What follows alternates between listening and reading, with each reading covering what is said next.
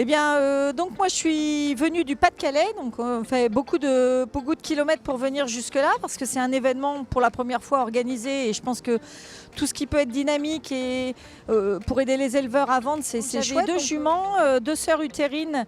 J'ai envoyé effectivement les dossiers de candidature à Génétique Anglo. C'était deux juments avec un bon papier orienté plutôt CSO, avec une qui pouvait aussi faire du complet. Alors moi je pense qu'effectivement tout ce qui peut être fait autour de la vente pour aider les éleveurs à commercialiser leurs produits, c'est bien. Ça a le mérite d'être fait et c'est pas fait forcément dans d'autres studbooks. Donc félicitations, on est sur une vente uniquement génétique.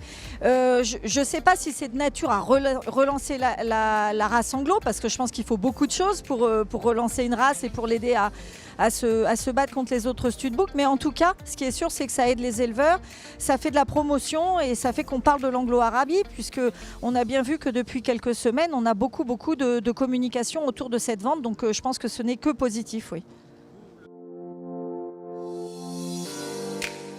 Alors c'est très important, enfin c'est très important aujourd'hui de raccrocher un peu tout ce qui est filière équine, toute cette partie élevage de la filière équine qui s'était un peu décrochée du monde de l'élevage classique. Donc de re-rentrer au sein comme ça d'événements qui sont des événements agricoles reconnus, puisqu'ici on a des nationaux au niveau de la blonde Aquitaine, au niveau de la limousine, voilà, beaucoup d'espèces animales et végétales sont présentes ici. Montrer que le cheval fait partie de cette famille de l'agriculture, c'est très important pour nous.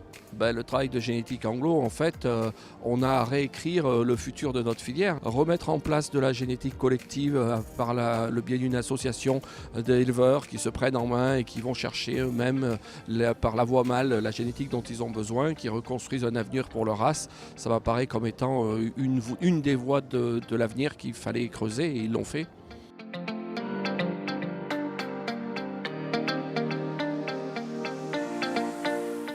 Anglo Events, c'est un bilan extrêmement positif.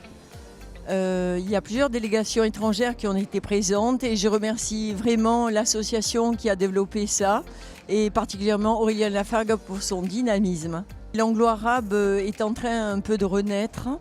Alors Génétique Anglo a su préserver certains étalons. Il sait les acheter, les louer.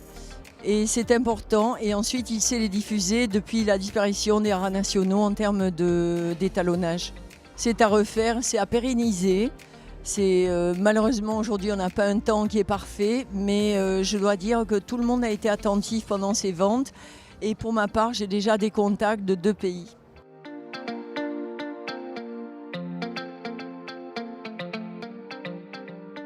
Donc aujourd'hui, nous sommes plutôt satisfaits de cette vente pour cette première édition. Nous avons réussi à rassembler au sein du catalogue des ventes une génétique un peu hors norme, une génétique qu'on ne voyait plus trop. L'idée était de rassembler sur un même lieu un fort potentiel génétique pour que les acheteurs, autant étrangers que français, puissent investir sur de la génétique anglo-arabe, race pure. Aujourd'hui, le pari est réussi. Je pense que les chevaux qui nous ont été présentés, proposés par les éleveurs, étaient de qualité génétique extraordinaire, étaient bien préparés. Et donc on a pu assister à une très belle présentation d'anglo-arabe race pure aujourd'hui sur cette carrière équitaine à Bordeaux.